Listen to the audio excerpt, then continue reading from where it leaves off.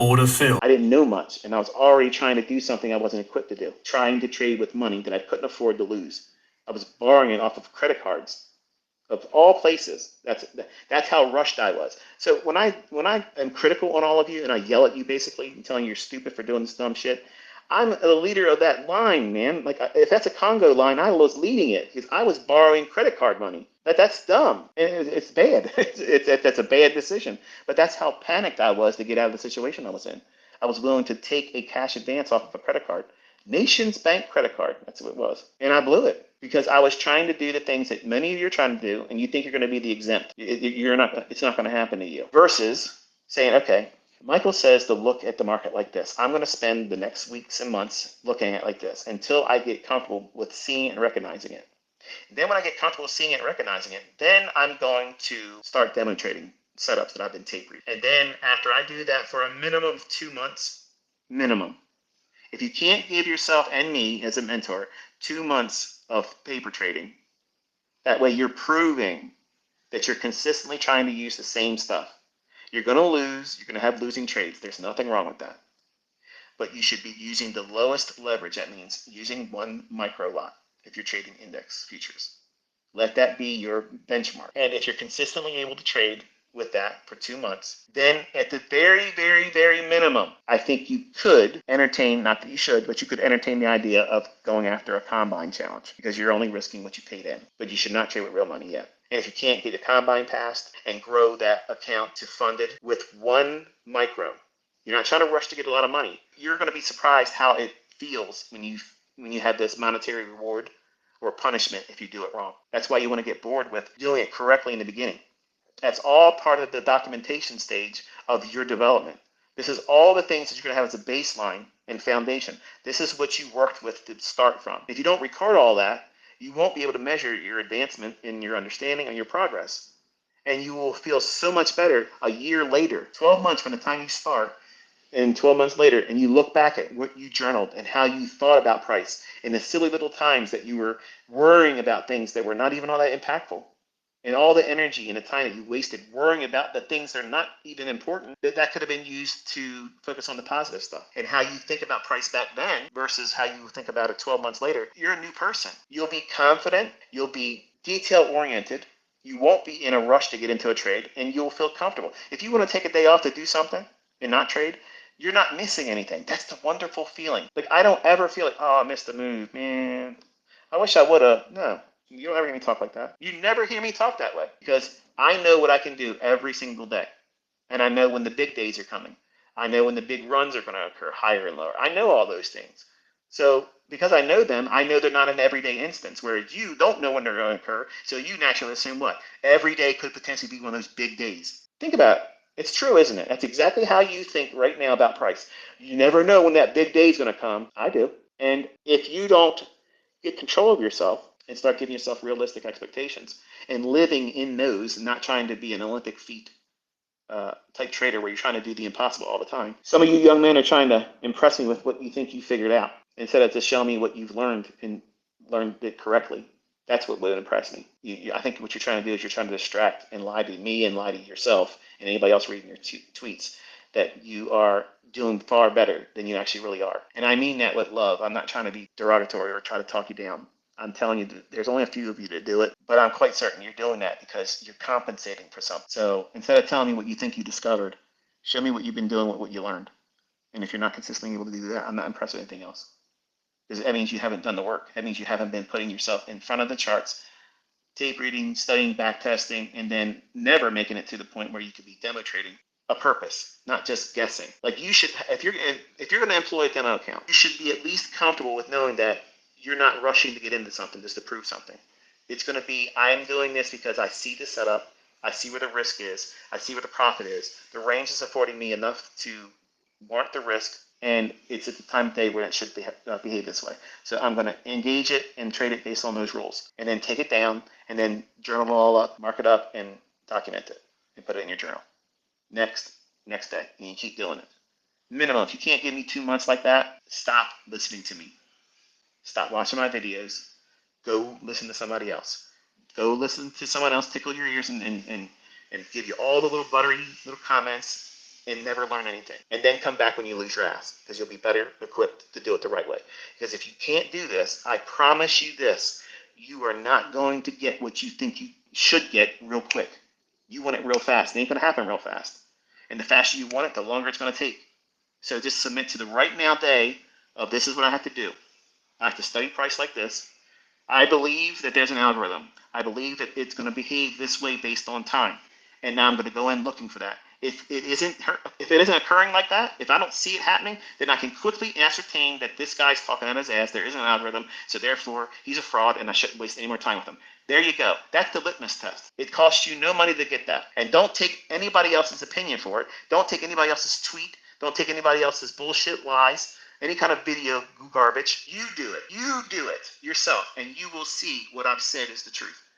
Nobody has gone through that process and came forward and said, this is fake, this is false, it doesn't happen this way. It doesn't. I've never done it. It's never done it like that. And that's why I always encourage every single person that comes to me, don't take my word for it. Don't believe what I say. Go into the charts and see what I'm telling you is there or not. I'm convinced that once you see it, you may not like me. You may not come out on social media and say, hey, look, you were right, or I was wrong, or anything like that. But you're going to start digging into it more, and it's going to make you a better trader. And it's going to help you not lose so much money. If that's all I get out of this interaction between us, that's a win for me, because I don't want to see you guys hurt yourself. And it's so I hurt myself a lot, and it messes you all up mentally. It makes you it's hard to live with some of the mistakes you can do to yourself financially and emotionally and psychologically.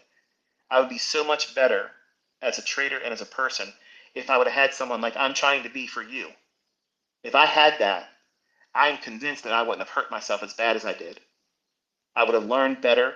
I would have learned faster. Not that that's a good thing, but I would have known what to do sooner without going through all the trial and error of hurting myself, of trying to talk myself into bad things and convincing myself of it being the right stuff when it was all the wrong stuff. So you have a market that is absolutely controlled. It should not bother you. It should be encouragement, because if they're controlling it, that means these things that you're looking for are going to constantly repeat.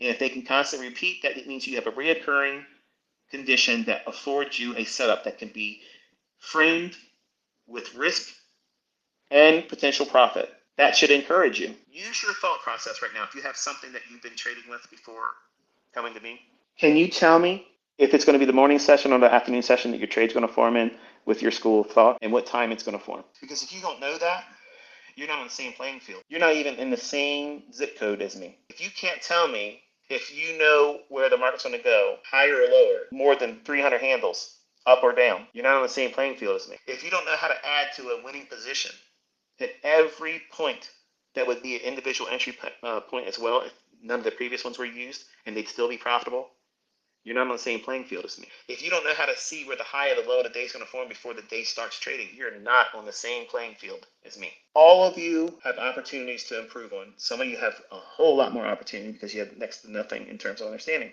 Others, you have these things that you've held on to, and because you probably have made a little bit of money in the past, you think, and you've married the vein, thinking that this is the panacea, be all end all, and it beats everything else because you've made a little bit of money with it. But you're not so confident with it that you're going to go out there and say, let's see what mine does against yours. And I've only done that not to be a dick, not to be a troublemaker. Well, maybe I did do that to be a troublemaker. It's not meant to be vicious. It's to open the eyes of everyone else, because teams exist in trading. Tribes exist in trading. And some of you like to make it ICT tribe, or team ICT. Each one of you is a one-man army. I don't need any of you to defend me. I don't want you doing that. And I have created these scenarios where people can step forward and present what they believe is good in the marketplace versus what I'm telling you and proving. And nothing's going to come close. The reason why that doesn't happen is largely because they don't know how to trade well. So they don't want to showcase that. Two, when I do outshine that and prove that this is a superior perspective on the market, it's going to mar them for life. It's going to hurt them, and they're trying to spare themselves of that. Just like in the beginning when you do all the wrong things, when you're watching price and impulsively say, oh, it's going to go up from here, and it doesn't, and you just quickly discount it. It's the same thing. They're putting blinders on. And that's unfortunate because you're holding yourself back. All of you, even if you are making money, you could be making so much more money easier by knowing what's going to hurt you. How is this market going to violate the people that don't know these things? That's the benefit of learning from me. It doesn't matter if you use my concepts entirely, but if you understand how the market books price, if you can recognize what I'm suggesting when the market should go higher or lower, and your stuff agrees at the same time, you can trust your system then. I mean that wholeheartedly. I'm not trying to be funny. I'm not trying to be rude. I'm not trying to be narcissistic or arrogant. I mean that wholeheartedly. If you can learn enough about what I'm teaching about price, if you can see both agreeing at the same time, in my opinion, you can trust your stuff then, because that's when your retail stuff's going to work. When it's in alignment with, and it's going to be few instances of that happening, but when it does happen, your stuff will work because it's based on how the market's going to book price, regardless if Gann supposedly said it's going to go up, regardless if Elliott Wave stuff supposedly it's going to cause it to go higher, anything out there, any school of thought, Wyckoff, whatever. If any of those things are applied and they agree with what I'm teaching, how the price is going to deliver, then that's the times it's going to work. How do I know that? Because it's exactly what I did with my journals. I went back and looked at all the times that I was losing, and every single, not a few times, every single losing trade I took in the 90s as a 20-year-old was against this logic. And it's shocking. It's like, what the hell? I had no chance. I had zero chance. And then you wonder why some of you, most of you, when you first start trying to trade, it feels like it's impossible. Like nobody can win this. Like how can anybody win? And then you see me out there executing and it's just like, what the hell? This guy has got to have daily data. He's got to have delayed data. And because we've been live streaming this entire time for the last 7 weeks or plus, you see that I can call every move that's happening. And when they're not good moves, I'll tell you they're not good moves. And they're not. And then I'll tell you, okay, now it's a good move. And then it happened. Blend that with what I've done in transactions and recorded trades. It's a farce to believe that I'm doing 15 screens being recorded and picking the right one. How the hell am I going to be able to manage all that stuff and annotate all those charts if I was just doing just two? I can't do it. My attention span's too small. Like I get easily distracted. I wouldn't be able to do that. You're giving me too much credit for shit. I just know how to do it. And you're witnessing it now. But it should be no surprise as to why you're failing. If you understand what I'm teaching, you're going to see why you failed. Because it goes against what I'm teaching you. And how the markets book price. How the market makers deliver price through a mechanism that we collectively call the algorithm. That's a price engine. A price engine is simply a script that when prices trade to a specific price at a specific time, it triggers a speed mechanism that causes the market to spool. It means it starts offering price higher or lower consistently with very little retracement. Just keeps going in one direction. That is a macro. That is the time element that is in my time and price theory. That shit is not in Larry Williams' book. That shit is in no other book. Okay, it's not. It's based on very specific algorithmic principles that you're only learning because I've talked about it. Nobody's ever paid any attention that the 10 minutes before the top of the hour and the 10 minutes after the top of the hour, that's going to cause a run for liquidity or into an inefficiency. It's never made its way into a book. It's never left the lips of any teacher, mentor, or trader that's trying to explain their method. It's never happened. That's never ever happened before. And when I see this campaign that's being leveled against me, I don't know it's certain that it's probably really a commercial grade approach that's being orchestrated now because it's happening a lot. You're getting a lot more people talking about it. But if you understand what they're saying, it's flying in the face of what you're witnessing real time. Who are you going to believe? And that's because this information is not supposed to be in your hands. So there's going to be misinformation campaigns produced as we go forward. And you're going to be the witnesses that were here. You saw it happen. You saw me calling it. You saw me executing in it. You saw all of it. You saw me talk about what the market was going to go on a daily chart. And then days later, it does it. So I'm canceling all the delayed data there too. So how many times does someone have to prove that they're not lucky, but they're precise and they know something that you and nobody else knows? I leave that question to you as the viewers and the listeners. You have to determine at what point does it become obvious. At some point, if you pay enough attention, it's going to come to a threshold where it's beyond any doubt that these markets are controlled, and I know something about that than nobody else knows. And I'm always ahead of everybody else. I'm always aware of what's going to happen before everyone else. And I have students that have learned from me, and they can trade just excellent. They know what they're looking for, and it's such a pleasure as a teacher to see them doing that. I'm proud to see that. I love that.